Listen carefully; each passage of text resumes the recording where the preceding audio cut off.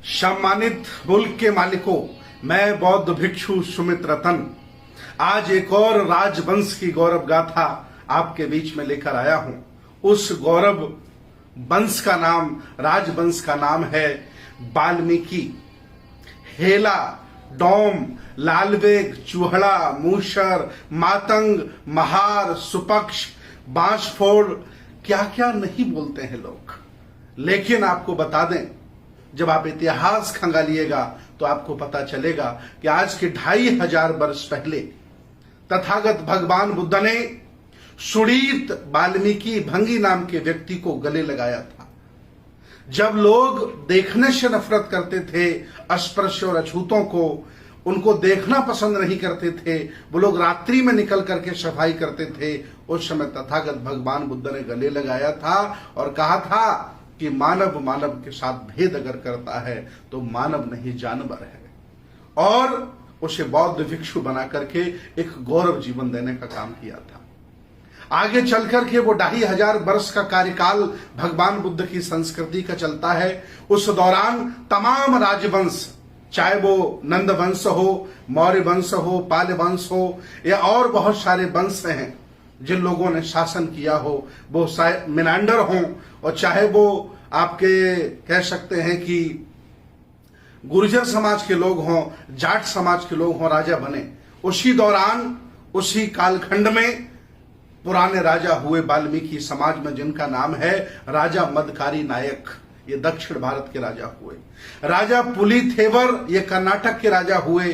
राजा सुखराव शाह, ये दक्षिण भारत में राजा हुए। रतन सिंह चावरिया, ये महान योद्धा हुए।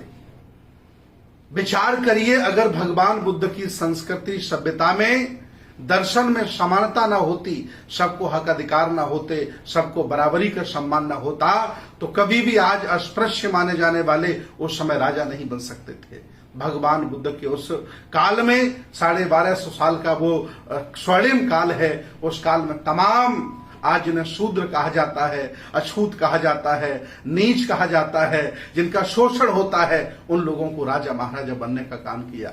ये वाल्मीकि वंश, ये लालबेग वंश, ये मातंग वंश, ये राजवंश कोई छोटा राजवंश नहीं है। इसने भी देश भारत पर शासन किया है। इतना ही नहीं, पंजाब में जब ये वाल्मीकि समाज के लोग सिख बन जाते हैं, जिन्हें मजहबी कहा जाता है, वहां भी बहुत बहुत बड़े योद्धा हुए, वीर योद्धा हुए। उनके बिना कोई युद्ध नहीं जीता गया, उनकी तलवार के बगैर कोई काम नहीं होता था। उन राजाओं का नाम, उन बाबाओं का नाम है बाबा जीवन सिंह, सरदार चूड़ामणि, बाबा दीप सिंह, बाबा हरि सिंह नालवा, अकाली फूला सिंह। ये तमाम वो लोग हैं जो मजहबी हो गए लेकिन बहादुर रहे। ये वाल्मीकि समाज का शौर्य इतिहास है। इतना ही नहीं, आगे और कहानी बढ़ी तो शहीद बूरा सिंह हैं, अलवीरी देवी हैं, गबड़ू मल हैं, वीर खुसरो भंगी हैं, माता दीन भंगी वाल्मीकि हैं। 1857 के युद्ध में जो क्रांति हुई, जो विद्रोह हुआ, वो मंगल पांडे की देन नहीं थी, माता दीन भंगी और वाल्मीकि की देन थी। तब जाकर के विद्रोह हुआ, लेकिन इतिहासकारों ने इन्हें छुपा दिया, इन्हें गवा दिया, इनका नाम नहीं लिया। इतना ही नहीं, गंगू मेहतर शरेआम कानपुर में फांसी लगा दी गई, क्योंकि वो नाना के साथ लड़ा और अंग्रेजों के साथ लड़ा और कई अंग्रेजों को मौत के घाट उतारा। आगे चलकर के वंश ओम प्रकाश वाल्मीकि के रूप में कितने बड़े कवि हुए। मैं आपको बताना चाहता हूं कि आज भले ही ये समाज अस्पृश्य हो, एससी ओबीसी के लोग उसके घर खाना न खाते हों, भले ही वो लोग मुख्य धारा में न जुड़े हों, लेकिन याद रखना ये पुराने राजा महाराजा हैं। और याद रखना, इस ब्राह्मणवादी व्यवस्था के खिलाफ, इस षड्यंत्र के खिलाफ, इस मनवादी षड्यंत्र के खिलाफ जो इन लोगों से अंतिम समय तक लड़ता रहा, उसे इन्होंने सबसे नीच बनाने का काम किया है। मैं आज आह्वान करता हूं कि वाल्मीकि समाज के लोगों, आप कोई अछूत, असहाय, कमजोर नहीं हो। आज की व्यवस्था ने, मनवादी व्यवस्था ने आपको बद से बदतर बना दिया है, लेकिन इतिहास उठा के देखिए, मैंने कितने राजाओं के आपको नाम गिनाए। पढ़िए, किताबें उठा के देखिए, इतिहास पढ़िए। बौद्ध दर्शन के हीनयान, महायान और अलग अलग देशों का जब इतिहास हमने पढ़ा तब मुझे पता चला इस समाज में भी, इस वंश में भी बड़े बड़े राजा महाराजा हुए हैं। और अगर वर्तमान के इतिहासकारों की हम बात माने तो वाल्मीकि, मातंग, हेला, डोम, महार एक ही हैं। अगर ऐसा हम मानते हैं, इतिहासकारों की बात मानते हैं, तो बाबा साहब डॉक्टर बी आर अम्बेडकर भी इसी परिवार के हैं। संत चोखा मेला भी इसी परिवार के हैं, जिन्होंने बहुत बड़ा काम किया।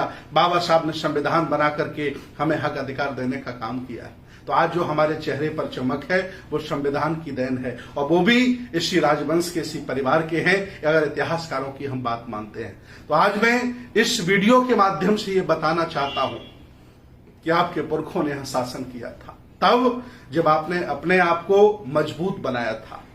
आपने किसी की गुलामी स्वीकार नहीं की थी। आप समतावादी थे, आप तर्कवादी थे, विज्ञानवादी थे। आत्मा, परमात्मा, स्वर्ग, नरक, ईश्वर पर विश्वास नहीं करते थे, तब आप यहां के शासक थे।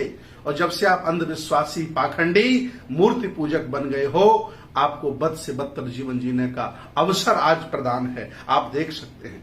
इसलिए मैं आह्वान करता हूं वाल्मीकि समाज के लोगों से, आओ, ये देश, ये संस्कृति, ये श्रमण परंपरा आज आपको पुकार रही है, और सब लोग मिलकर के भारत को पुनः हुक्मरान बनाओ, बहुजनों को हुक्मरान बनाओ।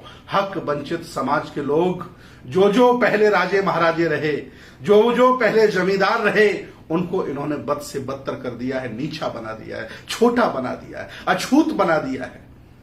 क्या क्या नहीं इन्होंने आपके लिए किया, कहां कहां दरवाजे बंद नहीं किए, क्योंकि आप मानसिक गुलाम हैं।